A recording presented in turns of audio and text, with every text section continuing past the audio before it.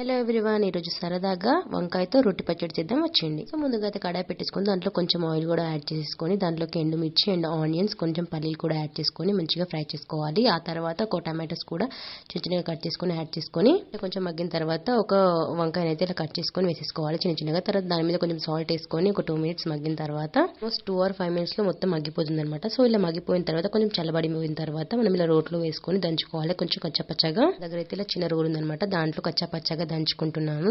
రోట్లో వేసుకుని దంచుకుంటే పచ్చడి చాలా బాగుంటుంది అనమాట. కచ్చాపచ్చ దంచుకొని పక్కన పెట్టేసుకున్న తర్వాత తాలింపు వేసుకోవడానికి సో మళ్ళీ కడాయి పెట్టేసుకొని మళ్ళీ కొంచెం ఆయిల్ వేసేసుకొని ఆవాలు, జీలకర్ర, కొంచెం ఉప్పు దినుసులన్నీ యాడ్ చేసుకున్న తర్వాత ఎండుమిర్చి, కరివేపాకు కూడా యాడ్ చేసేసుకొని కొంచెం ఎల్లిపాయ ముద్ద కూడా మళ్ళీ యాడ్ చేసుకోవచ్చు, నేను మర్చిపోయాను. లాస్ట్ లో కొంచెం పసుపు కూడా యాడ్ చేసుకొని స్టవ్ ఆఫ్ చేసేసుకొని ఈ తాలింపుని అయితే మనం కచ్చాపచ్చగా దంచుకున్న వంకాయ మీద అయితే యాడ్ చేసుకోవాలి. వేసుకున్న తర్వాత ఒకసారి బాగా మిక్స్ చేసేసుకొని మొత్తం అంతా వేడి వేడి అన్నంలో వేసుకొని తింటే అస్సలు జన్మలో మర్చిపోయారు, చాలా బాగుంటుంది. ఒకసారి ట్రై చేయండి. Subscribe our channel Pooja